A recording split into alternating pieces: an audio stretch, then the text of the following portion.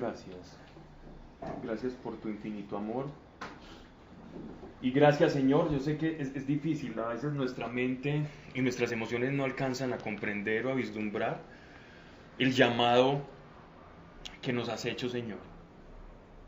Y es que nos sacaste de un reino de tinieblas, de despropósito, de ambigüedad, de completa carnalidad, Señor, y sin un sentido para nuestra vida. Y nos has llamado a pertenecer y a ser partícipes de un reino de luz. Y henos aquí, Padre, hemos levantado las manos y hemos dicho, sí, aquí estamos, como hijos tuyos, queremos aprovechar cada una de las bendiciones y de las promesas que tienes para nosotros. Estamos aquí, Padre, reunidos para escudriñar tu palabra, tu voluntad, porque has hablado en el pasado, nos has hablado en nuestra vida y nos seguirás hablando, Señor, porque ese es el pacto y esa es la relación que tenemos contigo, esa comunión perfecta en la que aprendemos, Señor, a través de tu Espíritu Santo que atestigua, Señor, que da testimonio dentro de nosotros de que somos tus hijos. Y si a alguien, Señor, aquí nos puede llegar a faltar esa revelación de que somos escuchados, de que somos bien queridos en tu reino, de que te somos útiles, y no solamente queridos, Señor, sino que también te quieres extender a través de nosotros y hacer una familia aún mayor, pues que esa revelación venga y pese sobre nuestras cabezas para que nos demos cuenta la responsabilidad que tenemos.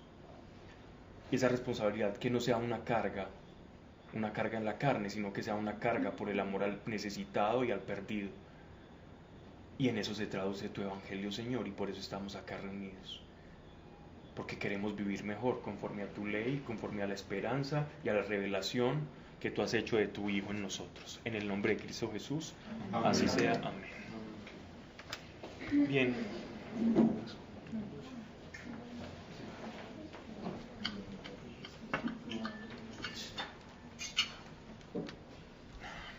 Alejita, ¿en dónde terminamos? Si me ayudas, por favor. Capítulo 4, versículo 15 y hasta 16. Capítulo 14. ¿Viste 4? Sí, me faltó el 1 nomás. Uno no pelea. El versículo el de okay.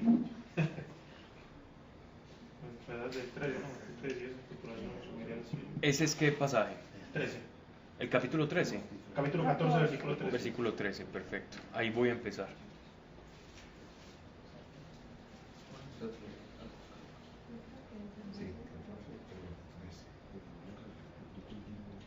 Listo. Capítulo 14, versículo 12 del libro de Isaías.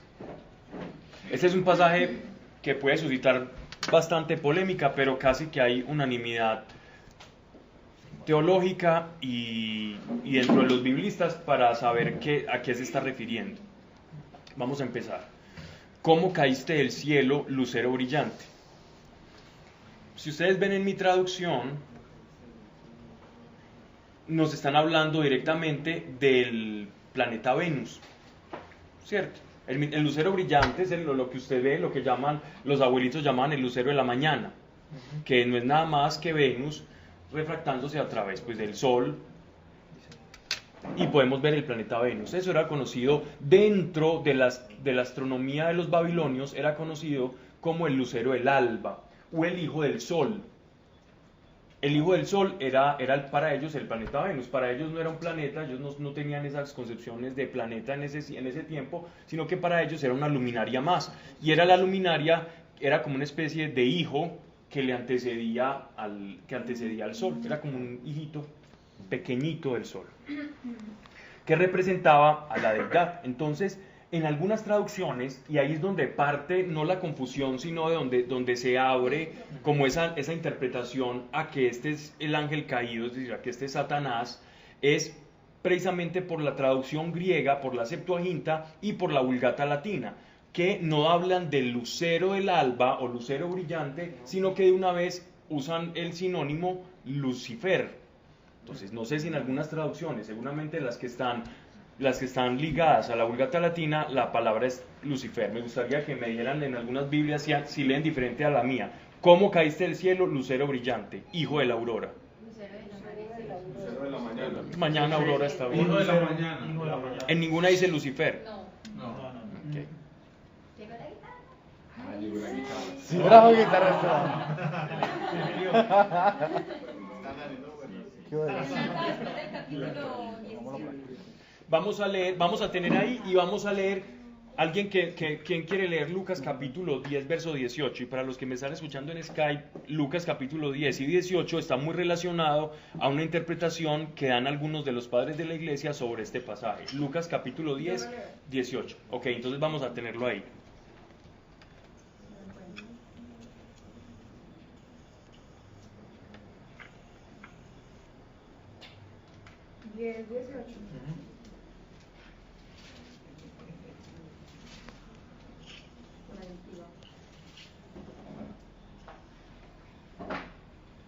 A lo que les respondió: yo estaba viendo a Satanás caer del cielo a manera de relámpagos. Y relámpagos tiene un asterisquito que dice: Jesucristo alude en estas palabras a la rápida propagación del Evangelio o buena nueva del reino de Dios. Ujú. Bueno, pero esa es la interpretación que dan ahí, ¿cierto?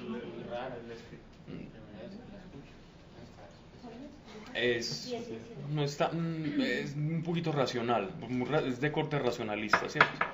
Okay. Entonces, los padres de la iglesia veían en este pasaje de Isaías digámoslo así, como una alusión directa a la caída de Satanás. Pero en el sentido histórico de Isaías se están refiriendo al rey de Babilonia. En el sentido histórico de la profecía es el rey de Babilonia, que se quería poner por encima de las luminarias celestes. Los babilonios, dentro de su panteón, ellos hablaban de que los dioses vivían en el extremo norte, en un monte muy alto. Y en ese monte muy alto estaba la morada de los dioses, como si el mundo fuera una tierra plana, envuelta en una cúpula, y sobre esa cúpula regían los destinos, el destino de la humanidad, diferentes dioses omnipotentes. Sí, era algo así como el Olimpo, pero los dioses caldeos, o los sumerios, los babilonios, eran unos dioses, aunque con ciertas características humanas, no eran tan excesivamente humanos como los dioses griegos. Gozaban de omnipotencia, de inmortalidad. Los dioses griegos podían vencer a unos a otros, los podían encarcelar. Entonces la historia de los titanes y cómo de los titanes pues, ya vienen los otros dioses olímpicos. Entonces tenían cierta fragilidad que en los dioses caldeos no se ve. Todos eran omnipotentes y regían como los destinos. Entonces esa alusión, los padres de la iglesia, sobre todo Ireneo de León, veía en este pasaje una referencia a la caída de Satanás, pero en el sentido histórico como tal, no se están refiriendo a Satanás. Utilizando ese pasaje de Lucas de lo vi caer como rayo, no precisamente como a la extensión del Evangelio, sino a Satanás con la predicación del Evangelio, cómo pierde su autoridad. Eso ha sido otra interpretación que va más ligada a ese concepto de Ireneo de León. ¿Cómo gozan por allá atrás? Bien, sigamos. Dice: esto hijo de la aurora es porque les digo que como antecede al sol, ¿cierto? Entonces se llama como el que le da el inicio al sol para que llegue. Uh-huh. Echado por tierra el dominador de las naciones, y tú decías en tu corazón: subiré a los cielos, en lo alto sobre las estrellas del cielo, elevaré mi trono y me asentaré en el monte de la asamblea. El monte de la asamblea, Entonces, Alvin, si es válido interpretarlo como Lucifer o no. Dentro de las interpretaciones bíblicas hay diferentes formas. Recuerden que un pasaje de las Escrituras puede tener varios alcances y varias interpretaciones. Incluso un pasaje puede tener un contexto histórico. Por ejemplo, la obediencia de Abraham en Génesis capítulo 10, 11 y 12, cuando él es obediente a la palabra de Dios. Uno puede interpretar el texto inmediatamente a a un hombre que fue obediente, que salió y aislarse de eso. O Dios, a través del Espíritu Santo, puede enseñarme a través de ese pasaje algo a mi corazón y traer una revelación específica de su palabra y de esa historia directamente al corazón mío. En ese momento, miren que pese a que es el mismo escrito, la palabra tiene otro tipo de alcance. Entonces la palabra de Dios nos habla a nosotros de muchas formas. No sé si a ustedes les ha pasado que un pasaje específico del Evangelio, que uno lo puede interpretar racionalmente, a vos en un contexto, en un determinado momento de tu vida, ese pasaje te habla al corazón. Y aprendes y tenés una revelación especial a través de ese pasaje. Ese tipo de revelación fue la que Dios abrió para sus hijos en el momento en que nosotros recibimos el Espíritu Santo. Nosotros estamos capacitados para, por medio de la palabra de Dios, recibir una revelación especial. Ojo, no quiere decir que vamos a cambiar lo que dice la Biblia y el sentido de la Biblia. No me refiero a eso, porque eso sería súper torpe, sería indelicado. Y gracias, digámoslo así, a un abuso de interpretaciones, es que muchas sectas han levantado bandera y han convertido y se han desligado de la verdadera doctrina de la fe. Pero Dios sí puede hablarnos a circunstancias de nuestra vida a través de las Escrituras. Yo recuerdo incluso que... ¿Estamos grabando, no? Sí. Ok. Esto ya es como algo entre paréntesis, algo personal. Yo recuerdo cuando yo recibí el Espíritu Santo, Él me llevó a leer un pasaje que vamos a leer en este libro, que es el capítulo 61 de Isaías.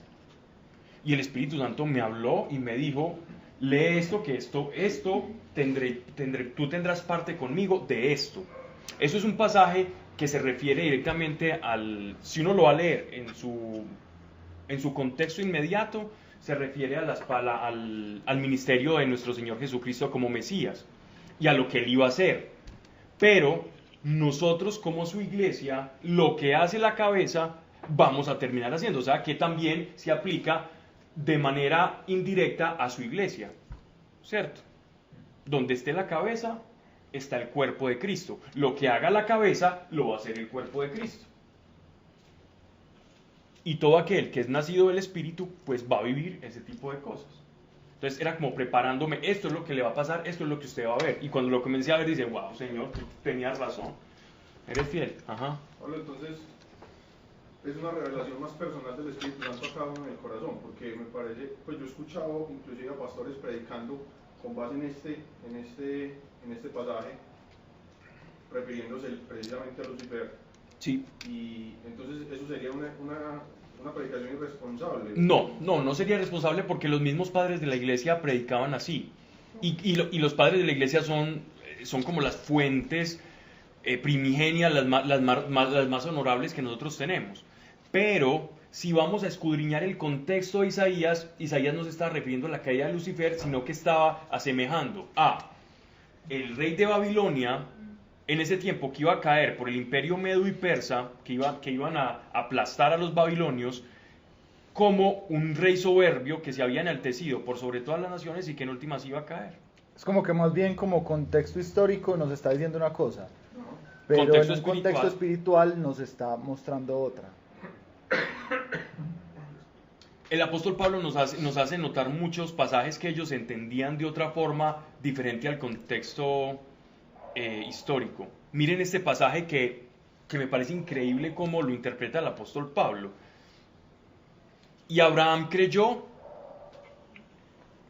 y le fue contado por justicia. Cuando uno lee ese pasaje en Génesis, refiriéndonos nuevamente a la vida de Abraham, dice que Abraham simplemente caminó y Dios parece que no escogió a Abraham porque era un ser muy especial, sino que Dios lo consideró bueno y aprobó a Abraham porque creyó. Porque creyó. Algunos dicen, no, es que la obediencia de Abraham. Pero es que la obediencia era porque le creyó. Uno es obediente porque cree que lo que él le va a mostrar, lo que él le dijo, va a ser así. La obediencia no era una obediencia ciega, sino que era más bien porque había esperanza en él, había fe. Y no por bueno, no sabemos cómo era la vida de Abraham. Hay unos textos apócrifos que nos hablan de la vida de Abraham, sí, que era un hombre maravilloso, que desde niño le había dicho a su padre Teraj que hacía estatuillas, que solo había un Dios. Era un montón de mitología judía, muy interesante para leer como literatura, pero no es revelación. Y este Abraham, dice Dios que no le cuenta nada de lo que él había hecho, es decir, de lo buena gente, de lo bien portado, lo moralista o ético que fuese Abraham, sino por el solo hecho de creer, Dios le dijo, porque me creíste, yo te declaro justo. Y entonces, de la misma forma, el apóstol Pablo toma ese pasaje y nos enseña que en Jesucristo, Él toma lo vil y menospreciado del mundo, de manera que a nosotros Él no nos está llamando por buenos, sino que cuando le creemos en que Él murió por nuestros pecados y que es el Mesías, Él nos hace una declaración de justicia, por la cual no media nuestra bondad o nuestra moral, sin mediar nuestra moralidad, sino nuestra fe. Es por nuestra fe, y lo habla con un texto. Entonces miren que ese texto tiene un alcance de revelación en ese sentido para el apóstol Pablo, que él después nos facilita. Y en el contexto inmediato simplemente es un hombre que escuchó la voz de Dios y siguió.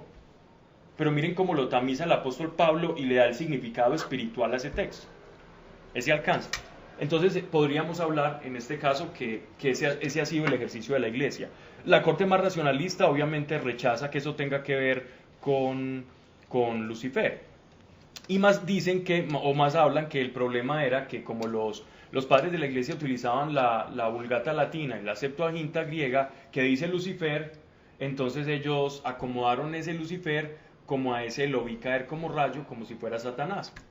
Entonces lo podrían ver, de hecho Lucifer, y no me vayan a tirar piedras que esto lo dice la Biblia, a Jesucristo se le menciona como Lucifer. Lucero de la mañana. Exactamente, que es el lucero de la mañana. Porque Lucifer no era algo malo. Lucifer nosotros ya Hollywood nos volvió esto y hemos escuchado a Lucifer como algo tan malo, pero Lucifer no quiere decir nada malo, quiere decir lucero de la mañana. Es algo bello. Es lo primero que usted ve, la primera luz que usted ve en el alba. O como la serpiente también. Exactamente, o también tenemos a la serpiente como algo terrible, estigmatizado, y son conceptos que a nosotros nos dicen y nos damos la bendición. ¿No? ¿Cómo está diciendo que Lucifer? Sí, es Lucifer. En Apocalipsis, recuerden. Y llegará el lucero de la mañana, y en la carta, creo que es la carta de los Efesios también. Entonces, no nos escandalicemos con eso, y que a veces estamos llenos de clichés y estigmatizamos palabras y perdemos como el verdadero significado. Entonces esta asamblea era como la junta de esos dioses que estaban por encima de esa cúpula del panteón mesopotámico. Esa cúpula era como subiré a donde ellos, yo un rey me subiré por encima de donde nos está permitido vivir a los seres humanos y me estaré por allí en esa cúpula con ellos departiendo de tú a tú, con esos dioses omnipotentes, con Ishtar, con Inanna, con Marduk y con Asur, que era el rey, era el dios de los asirios.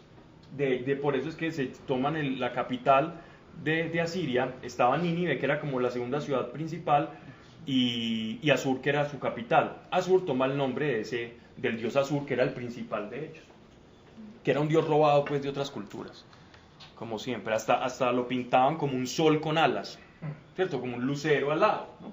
Y ese lucero alado se lo robaron a los hititas, y los hititas se lo robaron a los egipcios.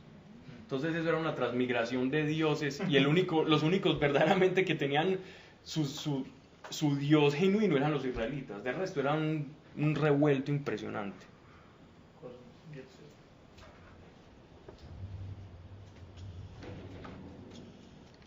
Otra palabra que interpretan en latín, que hace pensar que es el demonio o que es Satanás, dentro de la traducción, es que traducen Sheol por infernum. Del español infierno, latín infernum. Y entonces, si yo cambio infierno, yo siempre lo estoy relacionando a algo demoníaco, ¿no? Algo satánico. Pero Sheol ya cambia la cosa, porque es que el Sheol y el infierno son cosas muy diferentes. Sheol, infierno, lago de fuego. Los que te ven contemplan sobre ti y piensan, ¿es este el que hacía temblar la tierra? Es decir, el rey lleno de soberbia que tiranizaba todo el mundo conocido. El que trastornaba los reinos, el que hacía del mundo un desierto, devastaba las ciudades y no liberaba a sus cautivos. Todos los reyes de las naciones reposan con honor, cada uno en su morada. Pero tú has sido arrojado de tu sepulcro como rama abominable, revestido, asesinado. Ese del sepulcro como rama abominable es toda su genealogía. Es decir, hasta él, hasta ese rey de Babilonia y toda su genealogía y todo su tronco van a perecer y se va a perder memoria de ellos. Los muertos por la espada, con lo que descienden a sepulcros de piedra. Como cadáver pisoteado, no tendrás con ellos sepultura, porque arruinaste tu tierra, asesinaste a tu pueblo. No se hablará jamás de la raza de los impíos. Y es verdad, eso ocurrió con Babilonia. Babilonia nunca más se volvió a erigir, terminó. Llegaron los medos, los persas, después los griegos, después los romanos. Y ese pueblo, esa nación se perdió como Babilonia.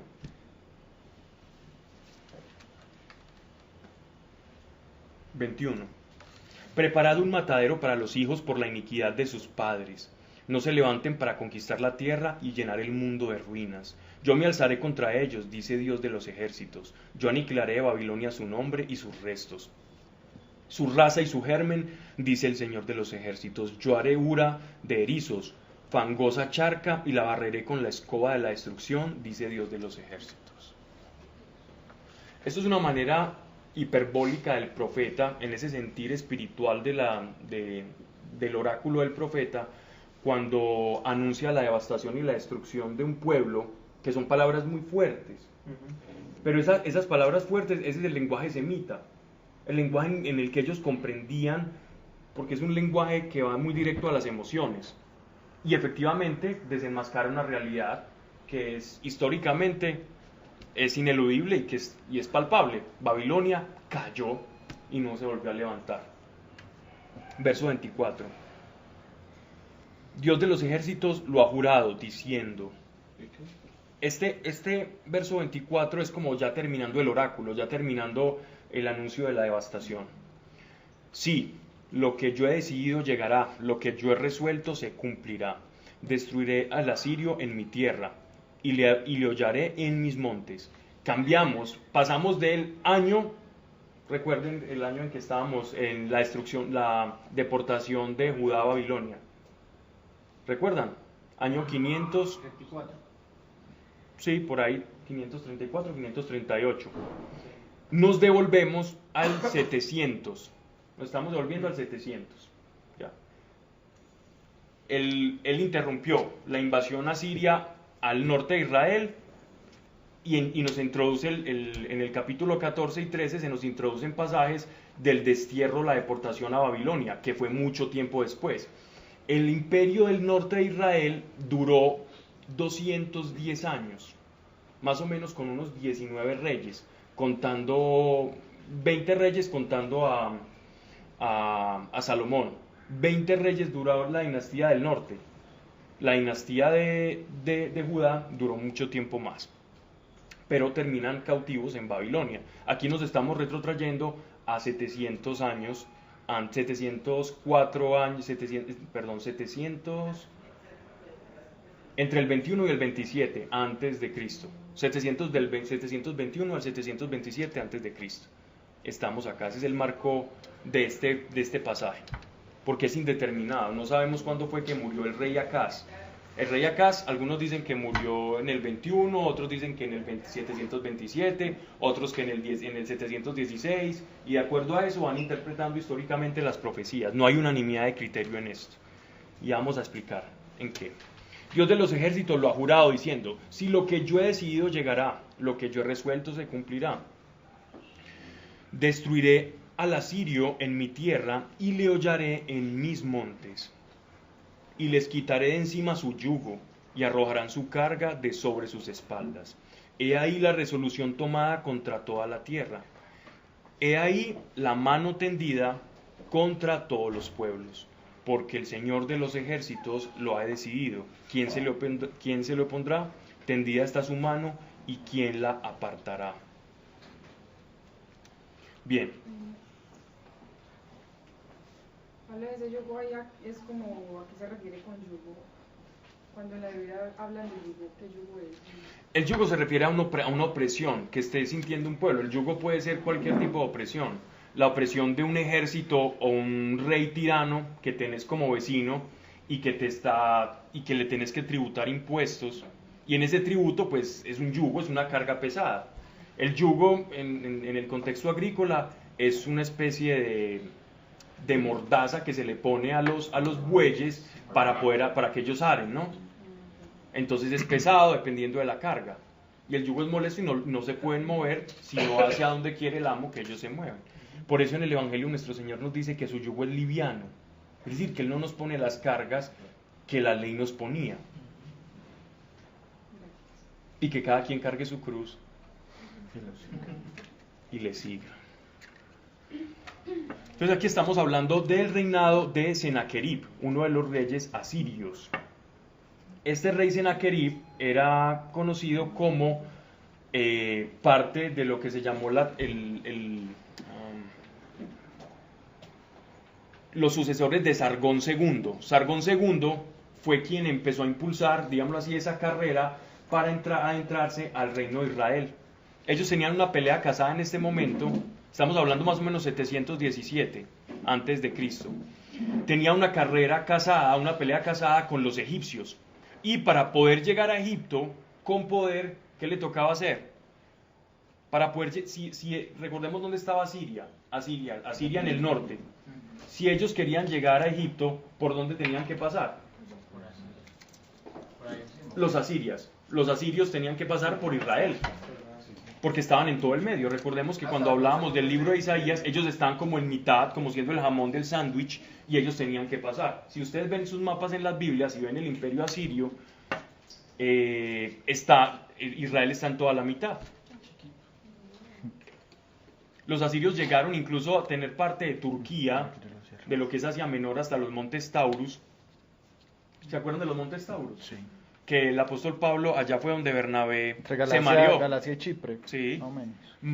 Bernabé se mareó y dijo, no, eso está muy berraco, entonces dejó a Pablo y se fue a la iglesia a predicar a otra parte, a Jerusalén. Pero Bernabé no, Marcos. Esa fue la pelea Juan Marcos. por Juan Marcos. Juan Marcos con Bernabé, exactamente. Fue la pelea con Bernabé por Juan Marcos que los había abandonado. Gracias, así es.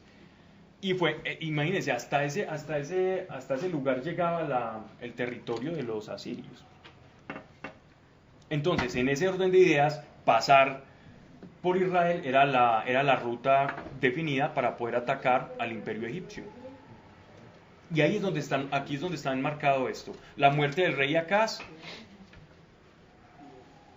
Senaquerib es el rey y él está anunciando que ellos no van a poder entrar a Jerusalén. Está Isaías está profetizando en el reino del norte. Estamos acá, como estamos hablando tanta cosa. Okay. Isaías está profetizando en el reinado del norte. Israel está dividido. Cuando Isaías profetiza esto, ya cayó el reino del norte. El reino del norte ya están deportados en la Siria, ya son esclavos. Ya solo queda el reino de Judá en pie. O sea, está la mitad de Israel. Está la mitad de Israel. Está solamente la tribu de Judá, que es la más grande, Benjamín y unos levitas. Pero Benjamín era pequeñita. Okay, sigamos. Verso 28. El año de la muerte del rey Acaz se dio este oráculo. La muerte del rey Acaz, estamos retrotrayéndonos más o menos al 721 antes de Cristo. No hay unanimidad. No te alegres tú, Filistea toda, por haberse roto la vara que te hería. ¿Quién es la vara que hería en este contexto a Filistea? Babilonia. Era, en ese momento, si muere Acaz, era Acaz. El libro de Isaías, cada capítulo o cada fragmento, yo les voy a ir diciendo como a qué se refiere, porque no tiene un hilo conductor. Esto es una cosa aparte. Aquí se está refiriendo cuando muere Acaz. ¿Ya? Muere el rey Acaz y parece que el rey Acaz era un azote para los filisteos, o para lo que quedaba de esa pentarquía de los filisteos, que eran 5 ciudades costeras que en esos momentos tributaban a Israel. Ellos le pagaban tributo a Israel. Israel las tenía dominadas. Desde Salomón, los filisteos ya no habían sido, desde el rey David incluso, ya habían dejado de ser un gran problema o una espina en el zapato para los israelitas y se habían vuelto en personas que les tributaban y pagaban cosas y mercancías. Pablo, hermano, Isaías profetizó tanto en el reino del norte como en el reino del sur. Sí, y varios de los profetas. Hay varias profecías de Isaías que tenían eco en el sur y varias profecías del reino del norte. Pero él era más, o sea, pero él era ubicado en Israel, pues, en esa época. O sea, estaba en Samaria. En Judea. O él estaba en Judea. Que era Él estaba en Judea. o sea, En él- Judá, Judea no, Judá. O sea, él le profetizaba desde Judá, también le profetizaba a Israel. Sí, claro que sí. Hubo varios oráculos de él. ¿Qué leen? ¿Qué dicen? Ujú. Sí, léelo. Esto es de eclesiástico, pues, sino que cuando hablaste de los filisteos me causó curiosidad esto. Hay dos naciones que mi alma detesta, y la tercera que ni siquiera es nación.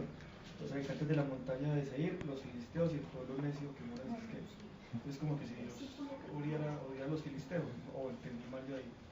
No, la expresión, acordate que eso es como un antropomorfismo.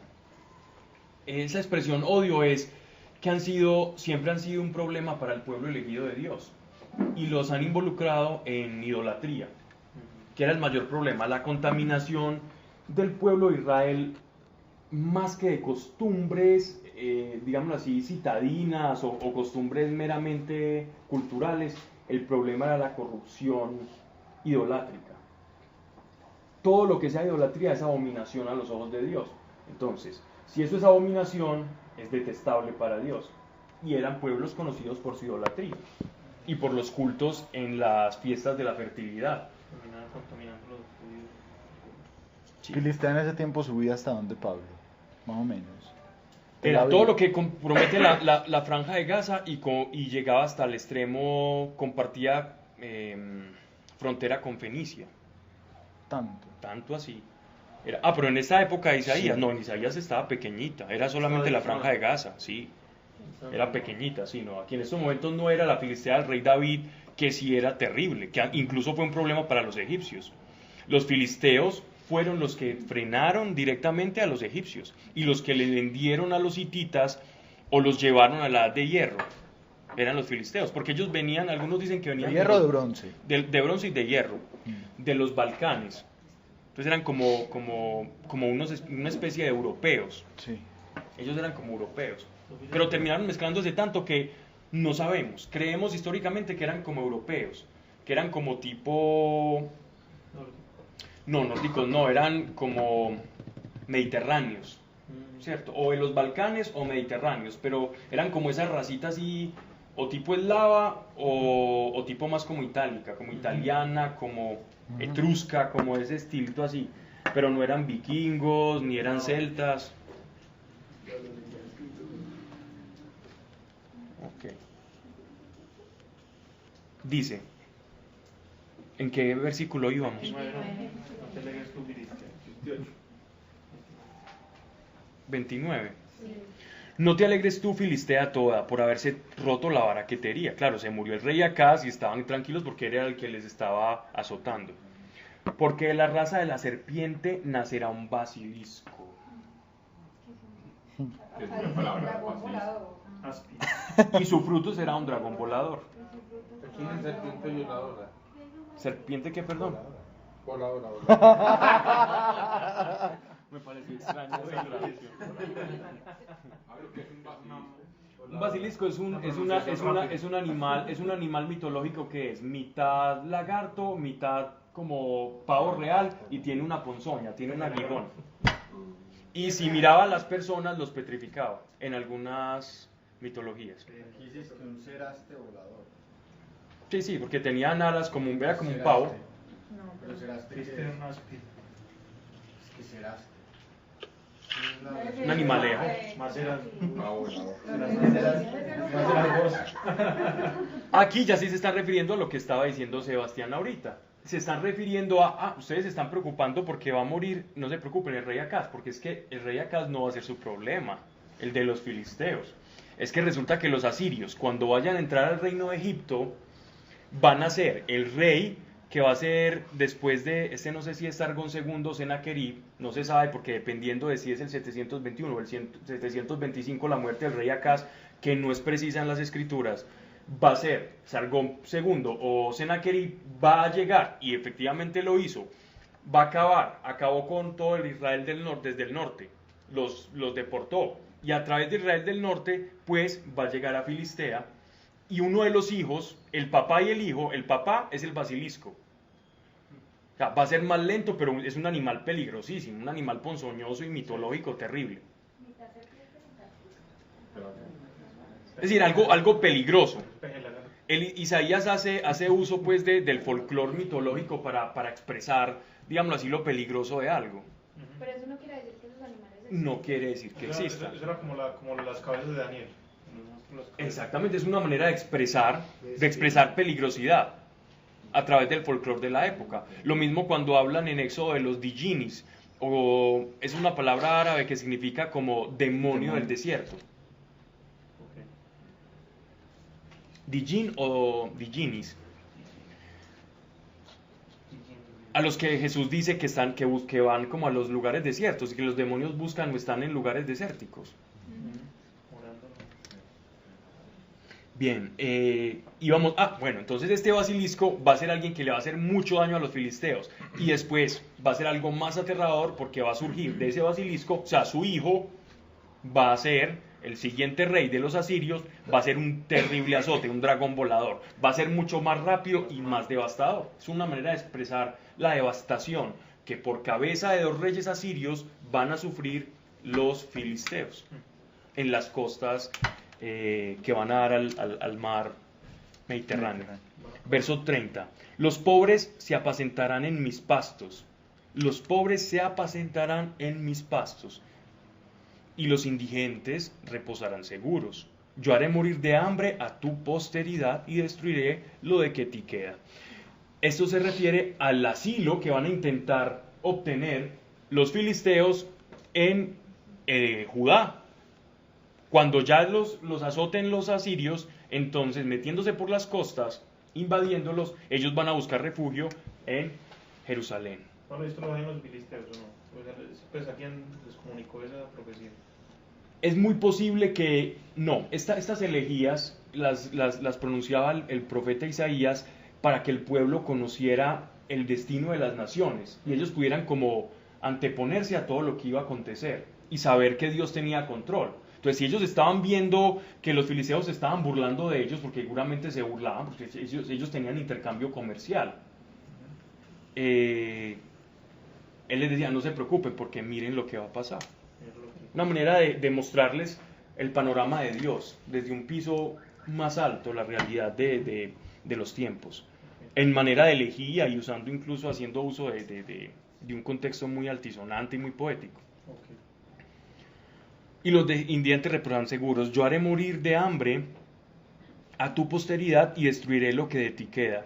Gime, oh puerta, grita, oh ciudad, cae desfallecida, filistea toda.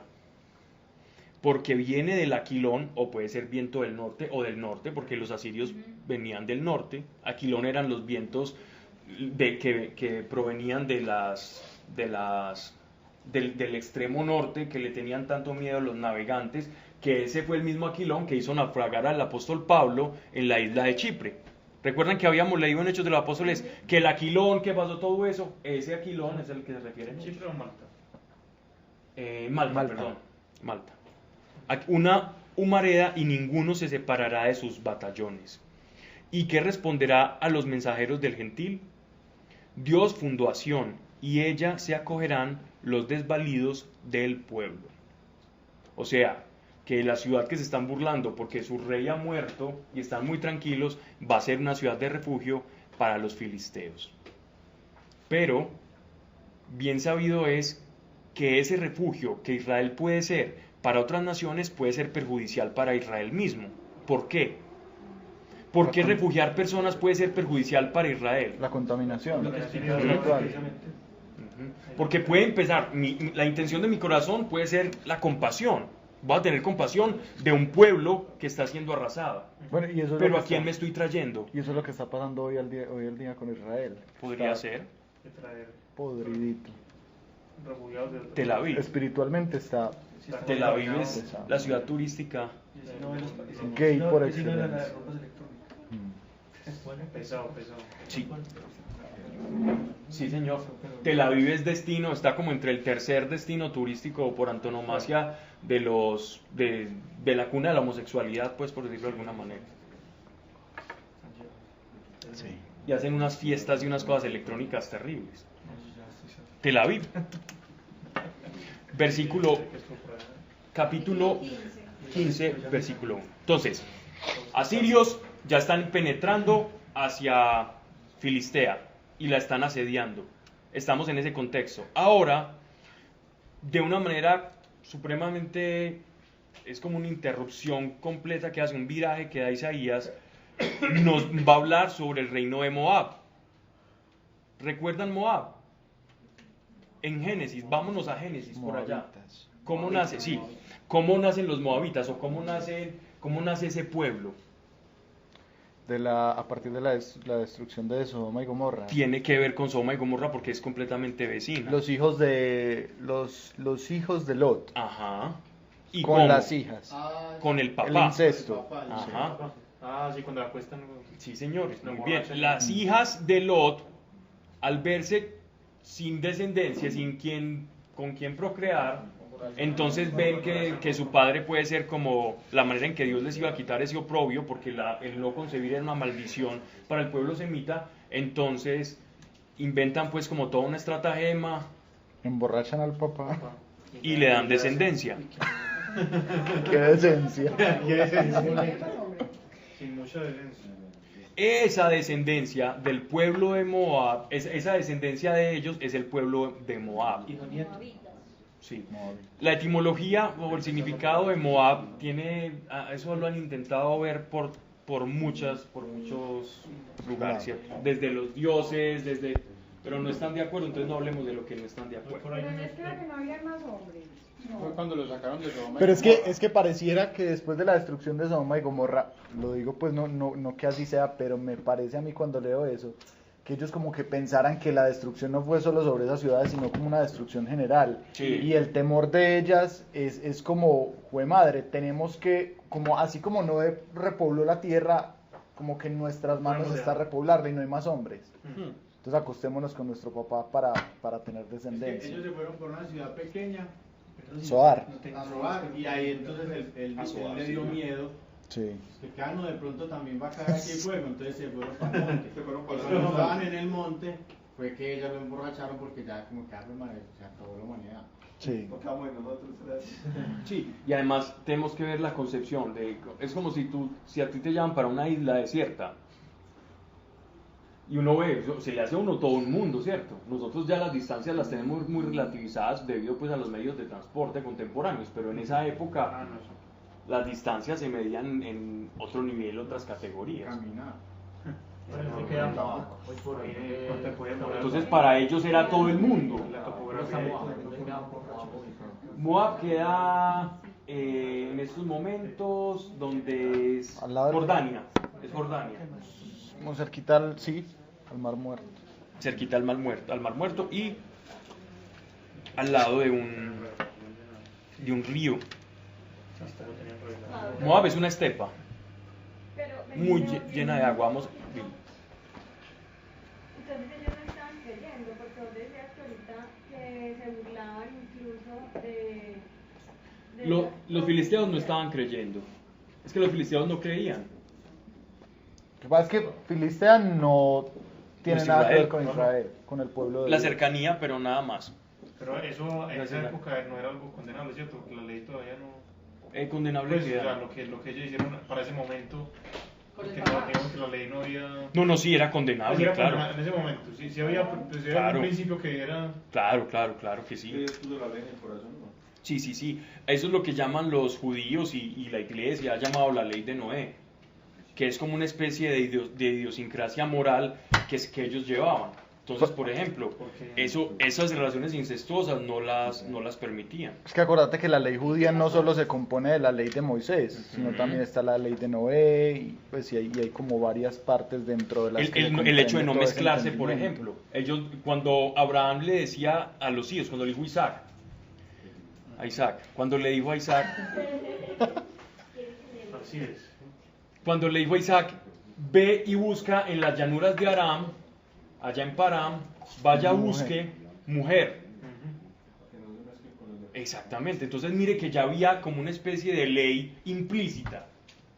No explícita ni escrita, pero sí había una ley implícita. Y esa ley implícita te lleva a conciencia. Y todo lo que te llega a conciencia, en cuanto yo lo vulnere, es pecado. Pero ahí no se mezclaban con otras tribus, eran de la misma... Eran la misma familia. Eran la misma familia. Ajá. Y de ahí sí hubo descendencia. Sí, claro. ¿Y De ahí qué salió pasó? Isaac. ¿De cuál? ¿Ah, sí? De las hijas incestuosas. De ahí nace. Sí, Sí, Moab. claro, de ahí es Moab. Ahí nacen dos El pueblo de pueblos, Moab. Moab y el otro es Edom.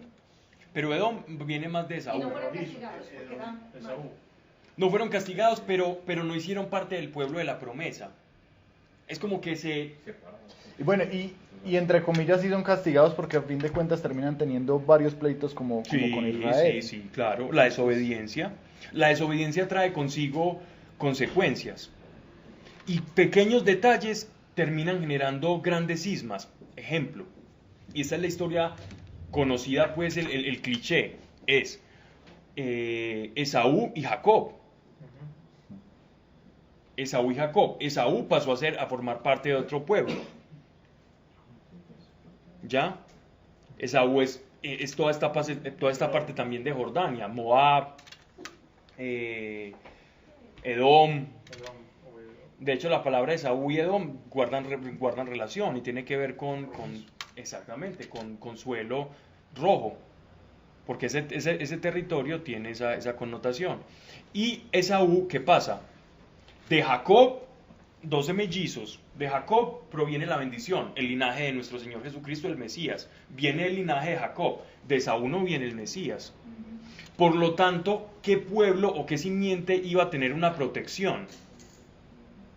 El pueblo del cual iba a descender el Salvador de la humanidad, que es nuestro Señor Jesucristo. Más Edom y Moab terminaron perdiéndose en el tiempo y solo quedaron en esos momentos ruinas arqueológicas de que existieron 7, 8 ciudades cercanas en donde ahora es Jordania.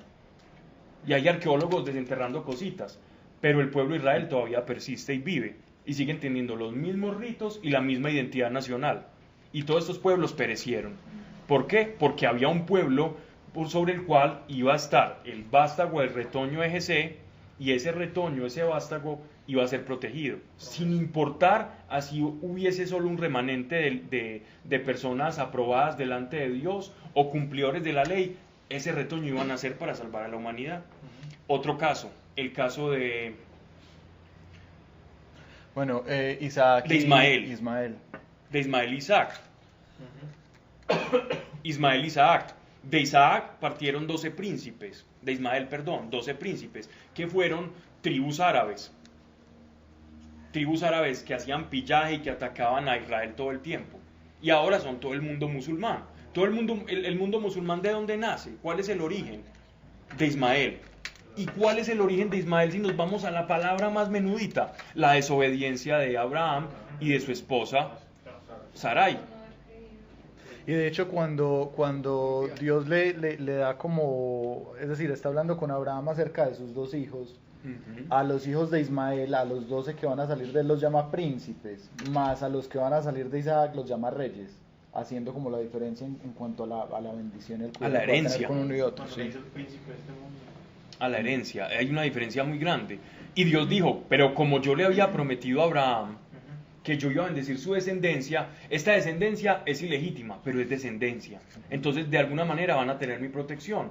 Y ellos por eso fructificaban. Pero cuando fructificaban uno, opacaban al otro. Y ahí tenemos al pueblo de Israel y al mundo árabe apuntándole con todos los misiles. Todo eso viene de allá. De una desobediencia se puede desencadenar cosas a futuro. Y todo tiene un origen, todo tiene un génesis. Dios, pero ¿tú por qué permites eso? ¿Tú por qué dejas que esto pase? No, pues que el origen está en la libertad y en el uso de la libertad de las personas. Y es que a veces somos muy laxos en ver como la consecuencia o el alcance de nuestras decisiones con nuestros hijos, con nuestra descendencia, de nuestras palabras. Y las escrituras nos muestran, como tenemos una perspectiva tan macro, que la trascendencia de nuestros actos es una cosa impresionante, que eso va de una generación y una generación a otra. Mire, estamos hablando de un conflicto ahora, árabe-israelí, de una desobediencia de una mujer y un hombre que no creyeron cuando Dios les dijo que aun siendo ancianos les iba a dar un hijo. y ahí tienen. Entonces, por eso, volviendo al tema, es que uno dice, pero ¿cómo los profetas le dicen al pueblo de Israel que no atienda a esos que están buscando refugio? Porque esos que están buscando refugio les van a vender la idea de que hay otros dioses, de que tienen que hacer culto a esos dioses, de que tienen que sacrificar niños, de que tienen que ejercer la prostitución sagrada, de que tienen que participar en fiestas orgiásticas, en los festivales de la fertilidad, y de que tienen que hacer una cantidad de cosas terribles para poder ellos también ser bendecidos. Entonces, en ese compartir terminan mezclándose, y ahí es cuando las personas o el pueblo de Israel perdían su identidad nacional y tenían consecuencias. Y sobre todo que al día de hoy uno lo percibe muy distinto si eso llegara a pasar, porque de una u otra forma uno tiene la ayuda del Espíritu Santo. Pero esa gente llena de un montón de extraños, con un montón de tradiciones todas extrañas, y simplemente teniendo como la ley en que apoyarse para no inclinarse para un lado o para el otro, me imagino yo que era mucho más fuerte en ese tiempo que ahora. Y es que era muy fácil para ellos desviarse y caer en que existían otros dioses, porque lo normal era pensar que habían otros dioses. Como lo normal para nosotros es saber que solo existe un Dios, para ellos lo normal es que existían otros dioses. Y ellos se veían muy tentados, el pueblo de Israel se veía muy tentado en momentos de dificultad a buscar refugio en otros dioses. De pronto es que el Dios de nosotros está enojado, busquemos el Dios de ellos que de pronto nos puede ayudar. Y en eso incurrían todo el tiempo, porque es que a veces pasaban cosas terribles con el pueblo de Israel y entonces buscaban refugio en otras cosas. Y eso nos puede pasar a nosotros también. Bueno, pero por eso en esa época, lo que decían Sebas, que ellos tenían el Espíritu Santo, pero Dios enviaba muchos profetas, como para decirles, venga, sí. Ojo, o sea, para guiar. todos, para guiarlos. Pues ahora, porque tenemos el Espíritu Santo, pues ya nos guía. Pero es un poquito más. Sí, pero igual. Sí, ya, el mundo, sí. Las manifestaciones también eran muy tesas, columna de fuego. Las teofanías. Sí, pero ahora siguen siendo igual. Es que lo que pasa es que eso no sale en las noticias, pero Dios sigue actuando igual. Y además, pues la columna de fuego, y eso fue para un pedazo del pueblo en un tiempo específico. Y durante mucho tiempo. O sea, lo que pasa es que yo pienso que uno también coge la Biblia y ve la historia como si fuera muy cortica. Pero la verdad es que extender esos milagros que nos narra la Biblia en tantos años que hay, ¿cuánto tiempo también pasaba sin que nada pasara? Y por contarse pues la historia de descendencia en descendencia, ¿no? Sí, nosotros tenemos la facilidad del papel, ¿no? Pues de una frase a otra, pero aquí estamos hablando de que estamos jugando del 834 antes de Cristo y después Isaías pasa al 727 antes de Cristo y en ese orden de ideas la cosa cambia y es diferente. Entonces, ya sabiendo pues como el origen de Moab, vamos a ver, oráculo sobre Moab. Oráculo es decir, una elegía, algo malo que le va a ocurrir. Bet asolada de noche, Ar Moab, o ciudad, Ar sí, está en ruinas y asolada de noche. Puede ser monte o ciudad del monte, es como porque ellos estaban rodeados de montes y era una estepa. Moab era una tierra que después de la destrucción de Sodoma y Gomorra había quedado, digámoslo así, era como peligroso o no era considerado como un lugar digno para pastorear, pero con el tiempo la vegetación fue creciendo y ellos estaban irrigados por un río. Gracias a esto era un lugar, una llanura muy buena para el pastoreo de ovejas. Entonces esta gente vivía de eso, de pastorear ovejas ahí y no se tenían que mover.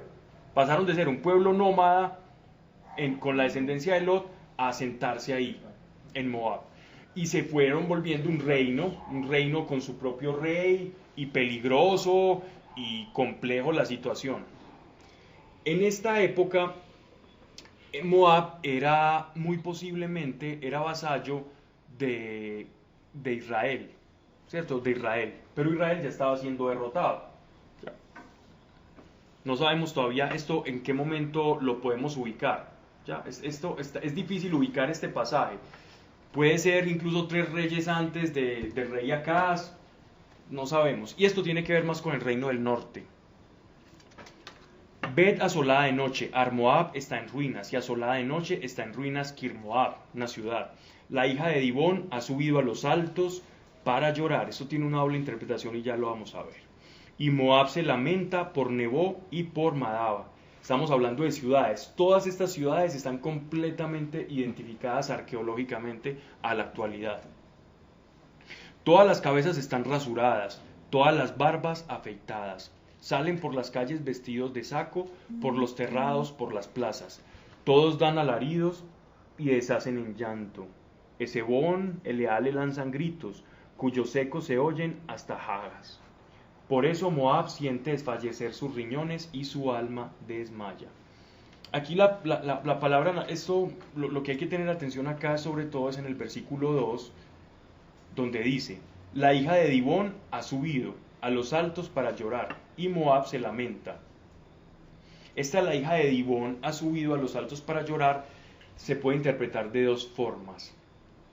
O hay dos formas, digámoslo así, en la que dos escuelas de interpretación que están ahí como pujando. Una es que de Moab parte una comitiva pidiendo ayuda y asilo a Israel, ¿cierto? Entonces van a Israel a pedir un asilo para que les ayuden por los asirios que se vienen. Entonces ellos necesitan como, venga, ya nos desolaron, las ciudades están acabadas, por favor, ¿por qué no nos dan refugio en su ciudad? Otros dicen que fue una comitiva de personas que llevaron directamente a la hija del rey que había muerto, pero una comitiva llevó a la hija del que estaba reinando en ese momento a Moab y se le ofrece al rey de Israel, ¿cierto? Que se le ofrece ahí para protección, con una comitiva también como para ganar su benevolencia, seguramente con ganado. Entonces no se sabe si es simplemente una manera de pedir asilo o si es, vean, nos entregamos y le entregamos su dinastía, pero ayúdenos con esta situación. Entonces ahí como su... Tú. Bien. ¿Qué pasó? Que se iba a cerrar la puerta. Vamos a leer Segunda de Reyes, capítulo 16, versículo 7.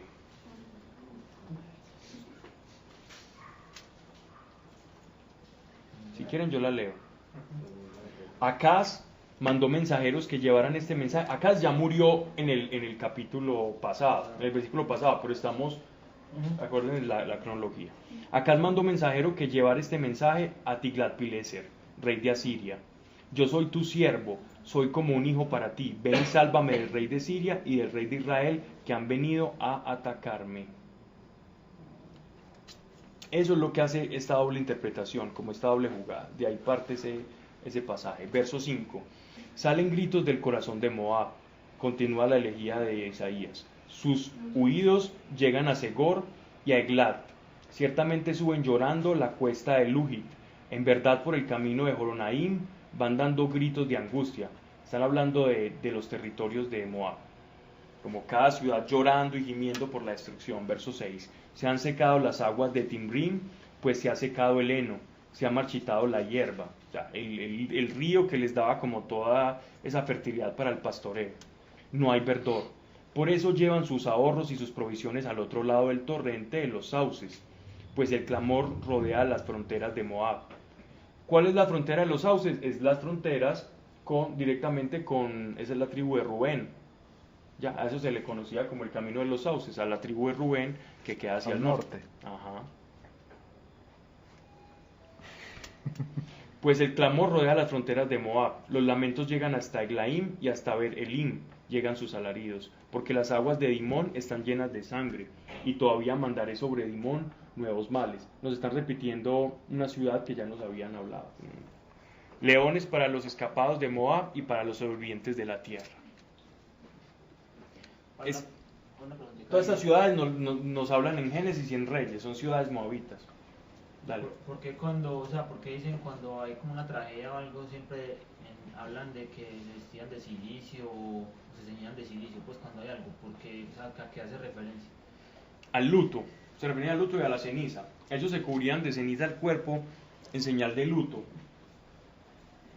Y habían personas que andaban así durante días guardando el luto. Normalmente lo hacían 3 días, que era como el tiempo en que ellos creían que como que el nefesh o el hálito de vida salía de una persona. Donde murió el hijo de David. Cuando murió el hijo de David, él se cubre de ceniza. Esther también, ¿no? Cuando está hablando de cubres en Ok. Uno se puede poner a buscar todas estas ciudades arqueológicamente hablando y salen las fotografías de todas estas aquí. Hay libros y son buenos. En internet también hay cosas que estuve revisando y son fidedignas, son fieles, pues no son páginas clandestinas. Y muestran todos y hacen tours y todo eso. Bueno, estamos en capítulo 16. Okay. Verso 1. Enviad la hija del Señor de la tierra desde la roca del desierto al monte de la hija de Sión. Esta roca del desierto se puede traducir también como Edom o como también una ciudad antiquísima que se conoce hoy como Petra. Petra o el camino de los nabateos. Pero le pega más a Petra que a Edom. Sí, ¿no? por el hecho de ser roca. Sí. Lo que pasa es que también a Edom se le conocía por el terreno rocoso, ese terreno yermo. Pero algunos dicen que lo asocian más a Petra. Petra es muy, muy, muy bonito. Enviada la hija del Señor de la tierra desde la roca del desierto al monte de la hija de Sión. O sea, desde Petra. Sí, también. ¿Es otra ciudad? Sí. Pero estamos hablando, la región es los nabateos. Petra era la ciudad principal de los nabateos. Los nabateos comprendían parte de los moabitas y todos los jordanos de la época. Lo que pasa es que a través de las generaciones han cambiado muchas poblaciones en el lugar, entonces no siempre son los mismos. Entonces por eso a veces es difícil identificarlos. Y sucederá que como ave fugitiva, comunidad dispersa, serán las hijas de Moab por los vados del Arnón. O Armón. Aquí dice Arnón, pero no sé. Arnón. Okay. Arnón es el río que los circunda. ¿Y qué son los Vados vados? es como ese terreno pantanoso que se hace al lado de los ríos, ¿no? Entonces que ellos ya tienen que pasar como llevando sus enseres y sus cosas pidiendo refugio a Jerusalén, a Israel. Eso es lo que están contando acá. Una ciudad devastada, yendo hacia los vecinos del norte, hacia los primos, por Lot, pues es cierto, que tienen a Lot como ascendente, y a pedir refugio a ellos. Pasando como con sus cositas por el río y por el pantano. Eso es lo que nos están describiendo acá. Pero que tiene que ver esa expresión al principio, enviar al Cordero al soberano de la tierra. Sí, porque ellos, esa comitiva, los que habían sobrevivido a ese ataque, ¿qué hacían? Llevaban lo poquito que tenían para ofrecérselo al rey de Israel como regalo para poder capturar su benevolencia y que les diera una tierra ahí para apacentarse mientras reconstruían su ciudad. Entonces ellos, ese enviad la hija del Señor de la tierra desde la roca del desierto al monte de la hija de Sión. ¿Cuál es el monte de la hija de Sión? Jerusalén. Entonces iban directamente allá, a Jerusalén, donde estaba el rey. Venga, señores, ayúdenos con esta causa. O es una manera de referirse, no Jerusalén, pues sí es Jerusalén, pero es una manera de referirse al pueblo de Dios, pues, porque ellos estaban tratando directamente era con el reino del norte. Resuelve, decide, haz tu sombra como de noche en pleno mediodía, oculta a los desterrados, no descubras al fugitivo. Hospédense en ti los desterrados de Moab. Sé para ellos cobijo ante el devastador, hasta que acabe el opresor. Cese el devastador y sea consumado fuera del país el pisoteador. Y el trono se afirmará para la clemencia y se sentará sobre él en fidelidad en la tienda de David, un juez que buscará el derecho y será pronto a la justicia. Cristo. Miren este pasaje tan bonito. ¿Qué pasó con los filisteos? ¿Fueron a pedir asilo y se burlaron? Y con los moabitas había un grado de cierta misericordia en este momento.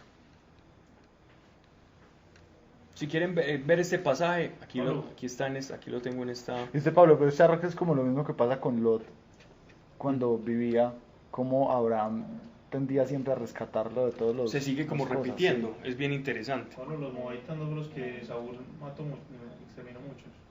Era otra tribu. Cuando le decían que cómo tenían que quitar esa maldición ahí, que porque era Saúl que derramaba mucha sangre. Sí, claro. Él se introdujo en la tierra de Edom, y Edom es fronterizo con Moab. Hemos oído del orgullo de Moab, orgulloso en extremo, su arrogancia, su orgullo, su insolencia, su vana palabrería. Por eso, lamentense Moab por Moab. Él está hablando como, no es como lo que está diciendo él es la causa. Aquí Isaías está explicándole al pueblo la causa de por qué Moab cayó, y es la soberbia. Sean todos lamentos, suspiren profundamente conmovidos por las tortas de uvas pasadas de Quir, porque las viñas de Hesebón están marchitas. Los señores de las naciones han pisoteado la viña de Sibma, sus ramas se extendían hasta Jazer.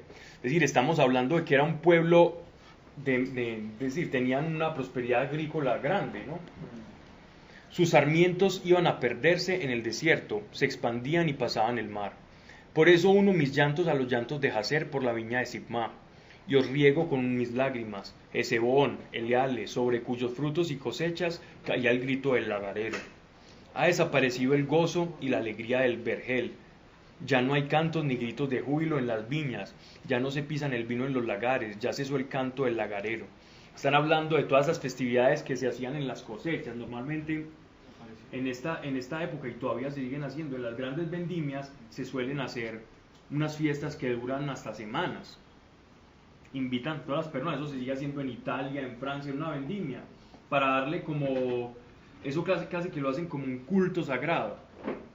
Hacen fiestas y hospedan a familias enteras en esos grandes viñedos europeos, y celebran y celebran. Por eso mis entrañas vibran como un arpa por Moab, y mi corazón por Kijareset, es decir, como el llanto, ¿no? Y sucederá que cuando Moab se presente y se esfuerce sobre los lugares altos y entre su santuario para orar, no podrá, no van a alcanzar. Interesante esto.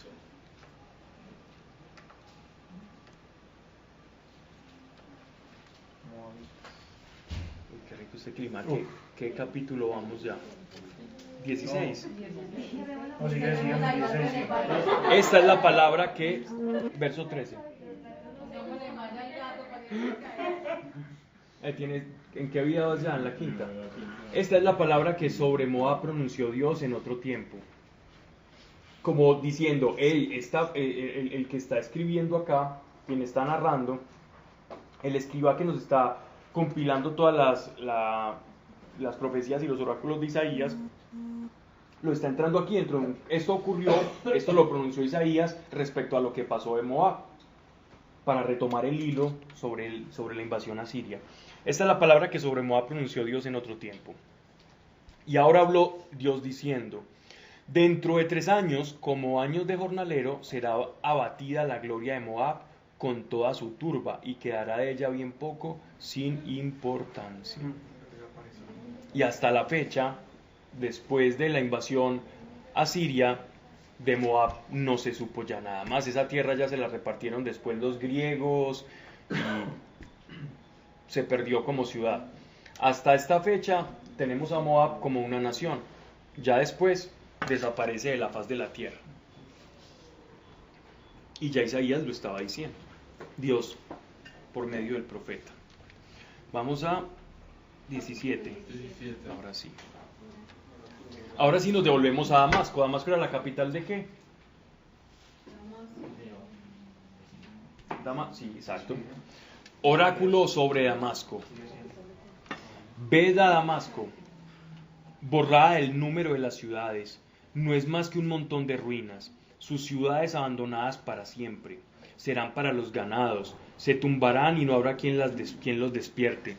Cesará de Efraín la fortaleza y de Damasco el reino, y del resto de Aram será lo que de la gloria de los hijos de Israel, dice el Señor de los ejércitos.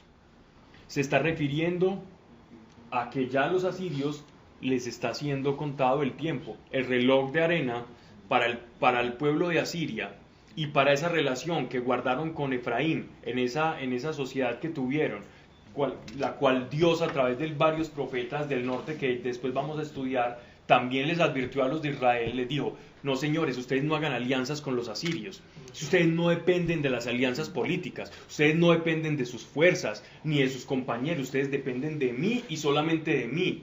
¿Por qué siguen siendo tercos y van y buscan alianzas con personas del mundo cuando me tienen a mí? Sigan haciéndolo, les mandó profetas y profetas. En Israel del norte hubo más profetas que en Judá. Y entre más profetas enviaba Dios, había más sordera. Les daba oídos para escuchar, precisamente que para el escuchando la verdad no escucharan. Entre más escuchaban la verdad, más endurecían su corazón. Y eso es lo que le pasa al ser humano. Y a veces le pasamos factura a Dios y le decimos, Dios, pero ¿cómo así que el que tenga oídos para oír que oiga? ¿O cómo así que precisamente para que se cumplieran las escrituras y que ellos cerraran su corazón? Y es que la manera de Dios cerrar el corazón es diciendo la verdad. ¿Cómo seremos de duros que Dios dice, cuando yo les envío a alguien a hablar la verdad, ustedes endurecen su corazón? Con amor nos endurecemos, con la verdad nos endurecemos. Eso es lo que pasó con estos profetas y esto fue lo que él está diciendo. No solamente cayó Efraín, sino que también cayó y va a caer la capital siria, Damasco. Damasco ahora se llama pues por la capital que ahora tenemos, pero es que de Siria. En ese momento Siria no es lo que era el imperio asirio, no confundir. La Siria moderna, la ciudad, el país de Siria, donde en ese momento está ese conflicto y que están Rusia, Estados Unidos y todos ahí en esa tensión y en esa guerra civil, no confundir con el imperio asirio. Esa ciudad simplemente se retomó ese nombre, pero no son los mismos habitantes semitas que habían en ese tiempo. Ahora eso está lleno, es una invasión árabe, es una invasión musulmana, de todas las correrías del año 1600 cuando los musulmanes comenzaron a fortalecerse y a invadir toda esa parte. Entonces eso es muy diferente en estas épocas. De hecho, el Líbano también es muy diferente de cómo era ahora. Fenicia es completamente diferente. No es la misma Fenicia, no es el mismo fenotipo de población. En Egipto, el fenotipo del egipcio actual es un árabe cualquiera. Pues cuando digo cualquiera no es peyorativo, es un árabe normal, pero no es el egipcio de Tutankamón, de Tutmosis, de las tumbas, de las pirámides. Es otro fenotipo racial el que habitaba en esa época. Ya eso a través de las invasiones a lo largo de milenios, ya se asentaron allá puras tribus árabes que invadieron todo eso. Y se mezclaron con mongoles después, y eso ya es un arroz con mango que uno ya no puede identificar. Más puede identificar uno el fenotipo judío, sí, porque ellos se conservaron un poquito más. Algunos, ya después tampoco, porque ya después están los askenazí, los sefarditas, entonces los unos se mezclan con europeos, entonces ya hay unos monitos y los otros así, y eso se va como perdiendo. No sé por qué estoy diciendo todo eso, pero entra. Sí, gracias. Oráculo sobre Damasco. Ve Damasco borrada el número de las ciudades, ¿ok? Entonces, ¿por qué existe Damasco ahora? No es la Damasco de antes, es una cosa completamente diferente.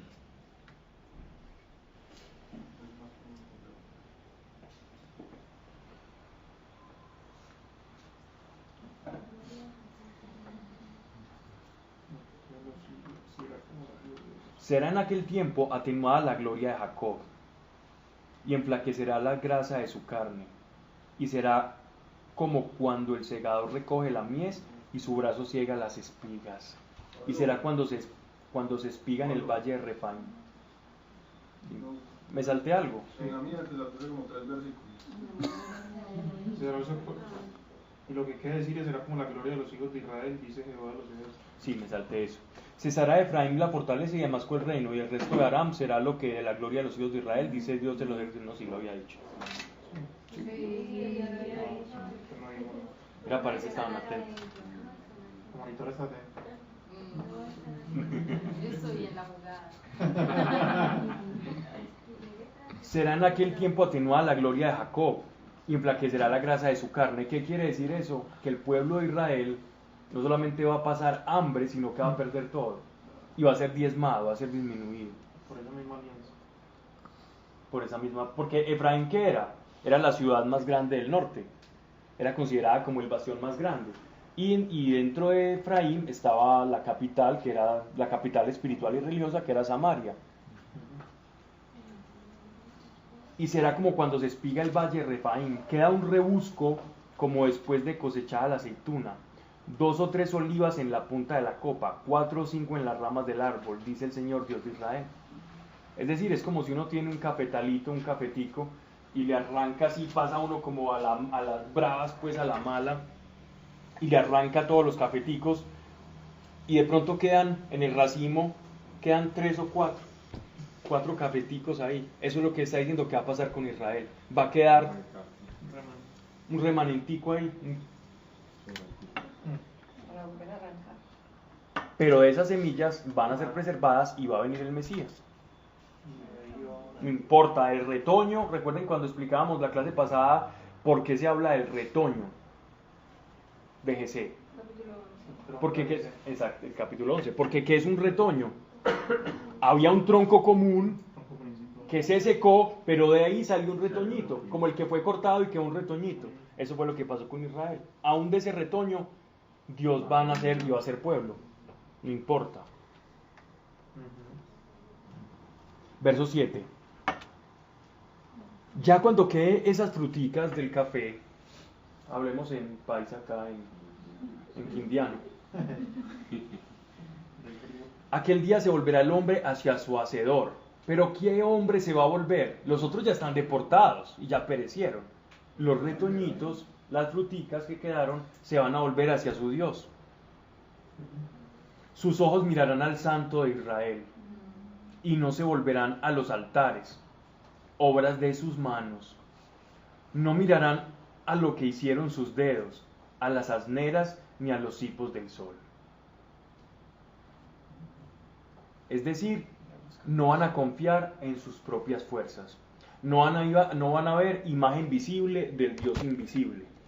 No van a confiar en sus fuerzas, sino en que Dios es su sustento. Y se van a acordar que es Dios el que les ha dado la identidad y que su identidad nace y emana únicamente de la relación que ellos sostienen con Dios. Y que su identidad no está ligada ni a sus posesiones, ni al hacer de sus manos, ni a su poder intelectual, ni mucho menos su capacidad.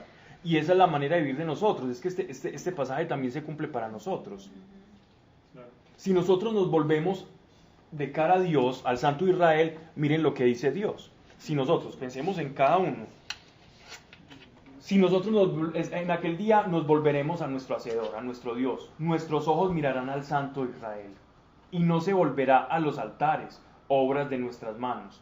No miraremos lo que hicieron nuestros dedos, ni las asneras, ni los hipos del sol, ni todo lo que hacemos para el trabajo, ni para nuestro propio sustento, sino que lo vamos a mirar a Él y vamos a depender de Él. ¿Qué les está diciendo Dios acá?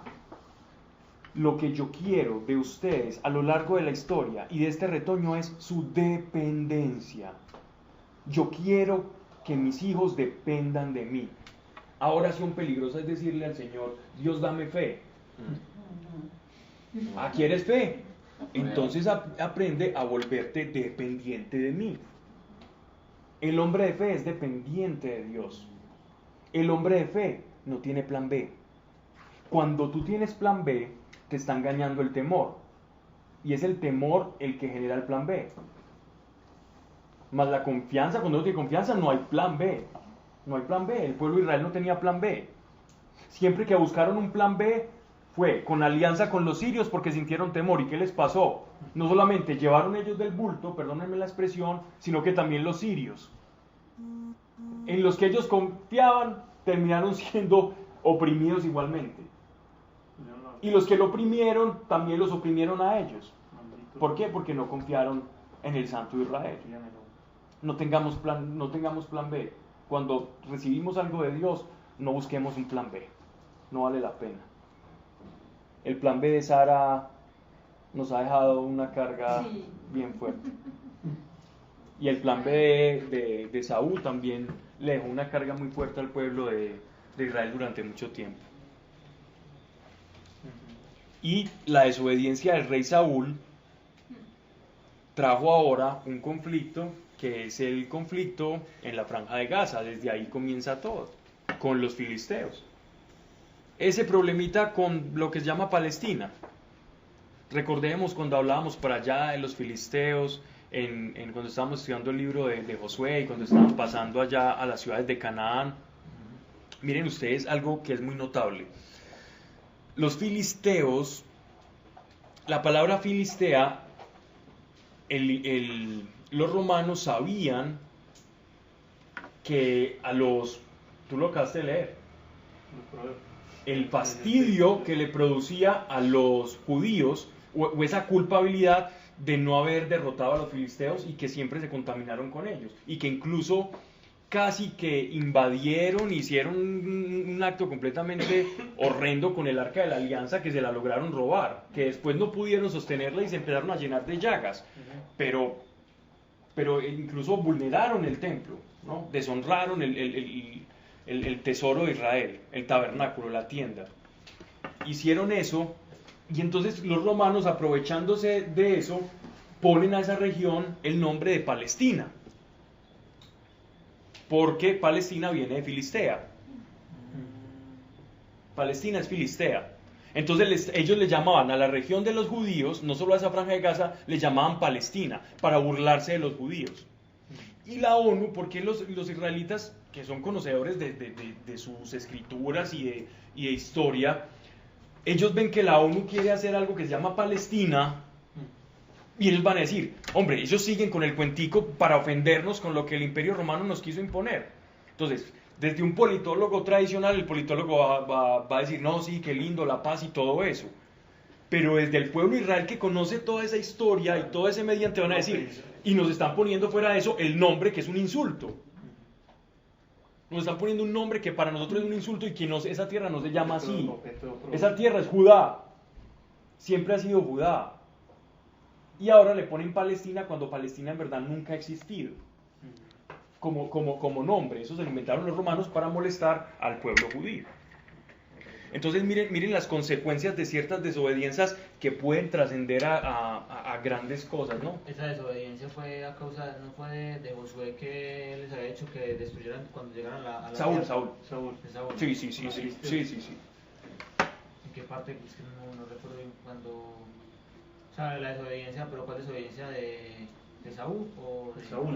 Cuando están ¿se recuerdan con el anatema? Cuando ellos tenían que pasar por cuchillo todo. Sí. Después de eso, ellos iban a entrar a Palestina, a Filistea, donde estaban los filisteos. Y entonces ahí es cuando el rey Saúl comienza a perder su investidura. Entonces no cumple con el propósito, con la voluntad de Dios para Saúl de derrocar eso. Entonces ya es cuando llega David. David sí es obediente con los filisteos y logra retenerlos. Pero Saúl también hubiera hecho mucho más. ¿Sí me hago entender? Entonces siempre las desobediencias hacen que la bendición se retrase. Y después culpamos a Dios y parece como que los culpables fuimos nosotros. ¿Ok?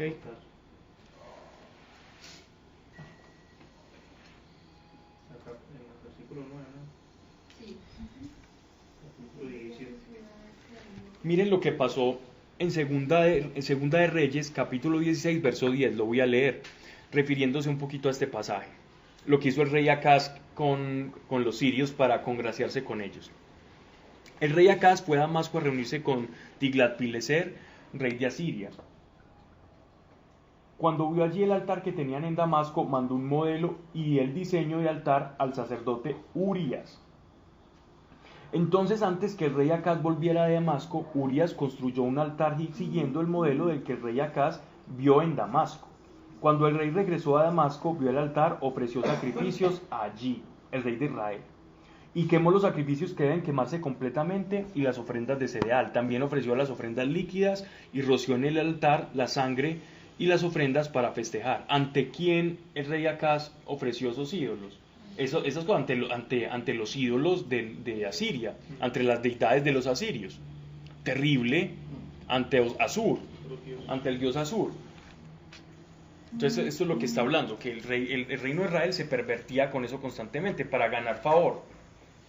Entonces yo empiezo a hacer, de las personas que yo quiero ganar un favor, empiezo a hacer como ellos hacen, y así entonces ellos ven, usted adora a mi Dios, podemos hacer una alianza. Eso es la prostitución.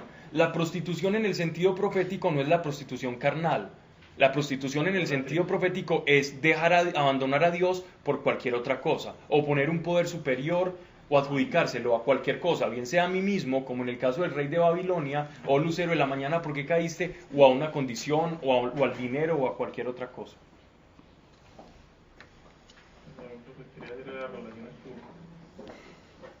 Verso 9. Aquel día serán tus ciudades fuertes, abandonadas como las ciudades de los amorreos y jebeos. ¿Recuerdan los amorreos famosos? Que dejaron ante los hijos de Israel, y habrá desolación. Porque te olvidaste del Dios de tu salud y no te acordaste de la roca de tu fuerza. Por esto plantaste los jardines de Adonis y los sembraste de pámpanos extranjeros. Y el día mismo que los plantaste, los cercaste. Estamos hablando de lo que acabo de leer en Segunda de Reyes que hizo el rey Acaz. Los cercaste y en la mañana hiciste florecer a tu semilla. Se desvaneció la cosecha en el día de la angustia y el dolor es irremediable.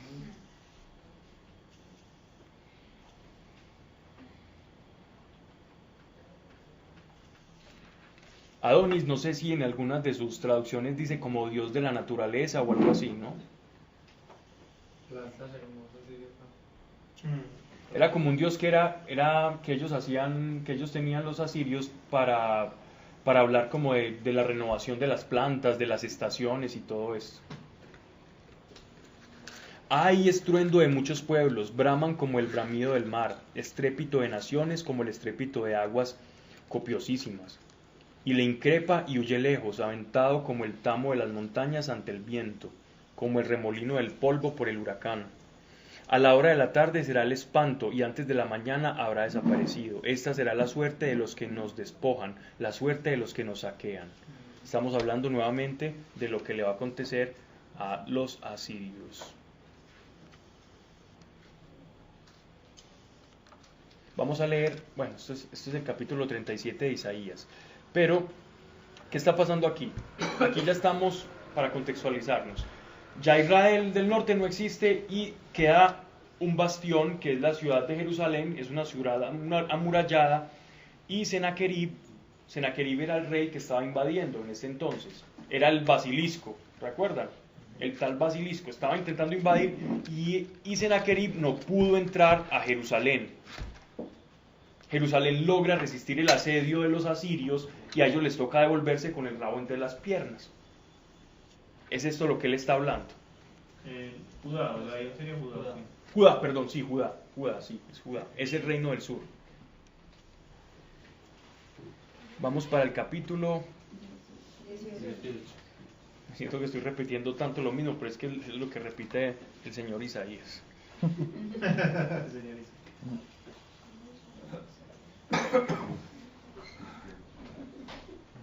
701, 705 antes de Cristo.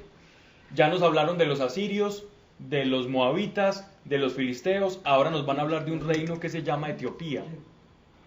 ¿Ya? Ay de la tierra del zumbido de las alas detrás de los ríos de Cus, la que envía mensajeros por el mar en naves de juncos sobre las aguas. Se está refiriendo a Etiopía, ¿cierto? Id veloces mensajeros al pueblo de la elevada talla y piel brillante, a la nación temible y lejana, piel brillante por el oro, ¿no? A la nación fuerte y pisoteadura, cuya tierra está surcada de ríos. Todos vosotros los moradores del mundo, los habitantes de la tierra, cuando sobre el monte se alce la bandera, mirad, cuando oigáis sonar la trompeta, escuchad, porque he aquí lo que ha dicho Dios. Yo miro tranquilo desde mi morada, como calienta sereno un sol brillante, como nube de rocío en el calor de la siega. Porque antes de la vendimia, cuando se ha terminado la floración y la flor se convierte en maduros racimos, cortará los sarmientos con la podadera y aún quitará y arrancará las cepas. Serán abandonados todos los buitres de los montes y a las bestias del país. Allí pasarán los buitres el verano y las bestias del país el invierno. En aquel tiempo traerán ofrendas a Dios de los ejércitos, del pueblo de la alta talla y piel brillante, del pueblo temido lejano, de la nación fuerte y pisoteadora, cuya tierra estará surcada de ríos, a la morada del nombre de Dios, al monte de Sión. ¿Esos eran los egipcios? No, pero entonces, ¿quiénes eran los de piel, suelo estirado y bronceado?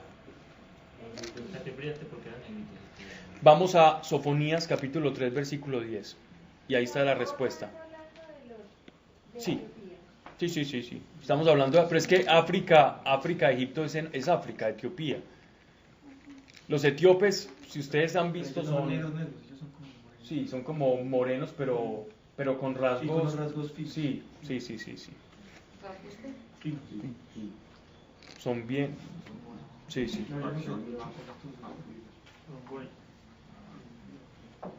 Y también habían tribus beduinas de mucha talla, también en Etiopía. En Etiopía no solo estaban los morenos esos, sino que también habían personas de mucha talla. Yo tuve la oportunidad de conocer uno, yo no recuerdo dónde es que era una parte así africana, un tipo medía como 2 metros y me quería convertir al Islam hace como 5 Pablo, años. ¿vos sabes ahí en gente de alta talla, en el hebreo, cómo la... No ¿cómo la es escriben? no es Nefilim. gigante, no es No. Nefilim, no son gigantes, no. Sí, en una parte. ¿Y el de 2 metros era de dónde? No, aquí no se están refiriendo a los Nefilim, no. Etiopía. Sí. Sofonías 3:10 lo voy a leer yo. O ya alguien lo encontró. Aún desde el más allá de Etiopía, mi pueblo dispersado vendrá pidiendo mi ayuda. Ellos me traerán la ofrenda que me pertenece. Se está refiriendo al pueblo disperso de Israel allá en Etiopía. Hasta allá llega. ¿Viste? Y después de Salomón empezar a hacer referencia a Etiopía, es bien... Sí, de hecho en Etiopía hay un bastión judío muy importante. grande. Y de los antiguos, pues de los que conservan la tradición seria. O sea, que eso apoya un poquito como esa versión de pronto la de relación la tribu perdida. Sí, y de la relación de la reina de Saba también con Salomón. Sí, seguro. Y hubo muchos judíos que se convirtieron. Sí. Bueno, vamos a terminar acá porque quiero hacer como un anecdótico. Sí, anecdótico, porque se me dice esa palabra. Vamos a hacer un recuento histórico de lo que es la relación, me gustaría, como para la próxima clase, lo que ha sido la relación de Israel con Etiopía, con sus vecinos y quiénes son sus vecinos, porque a veces me escuchan hablar acá en Isaías de un montón de cosas y yo sé que eso se puede perder. Pero si yo hablo quiénes son los vecinos al sur, al norte, en qué pasó con estos, qué pasó con aquellos, cuando leamos Isaías va a ser más fácil. Quería leer Crónicas, pero me parece que interrumpíamos mucho el Isaías. Entonces vamos a hacer ese recuento, porque ya siguen los babilonios y ya no nos van a mencionar más ciudades. Entonces sería como bueno. Los etíopes eran vecinos de los egipcios, entonces por eso hablan de la tierra tras el zumbido. El zumbido era Egipto. Por eso fue la pregunta. No, sino que dice, bueno, más allá de los de Etiopía, y pues luego entonces sigue hablando de los etíopes como la gente estirada y bronceada, ellos son los mismos. Sí. Ok. Bronceadas por morenitos, pues. Ellos son negritos, pero con facciones caucásicas. Bien. Vamos entonces a orar.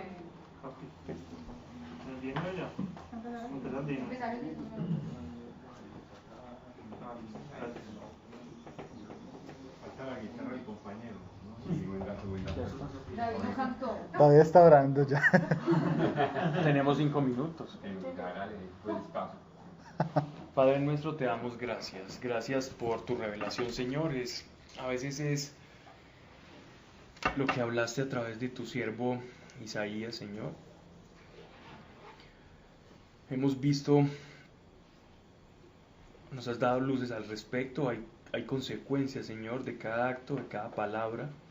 La desobediencia trae consecuencias, Señor. Mas tú siempre, Padre, tienes una salida.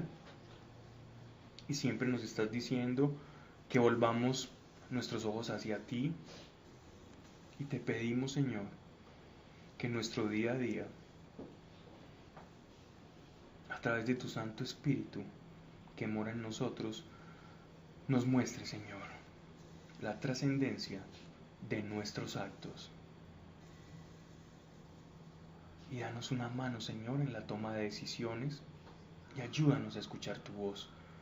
Señor, gracias te damos, y que no se haya dicho aquí alguna cosa que no esté conforme a tu voluntad o a tu palabra. Si es así, Señor, sácala de nuestra mente y sobre todo de nuestro corazón, y que esta palabra o esta revelación y las escrituras no sea para tener un mero conocimiento intelectual, sino que puedan ser puestas por obras, y estas obras, Señor, que sean los frutos de tu Espíritu Santo, así como lo has dejado establecido en el nombre de Cristo Jesús.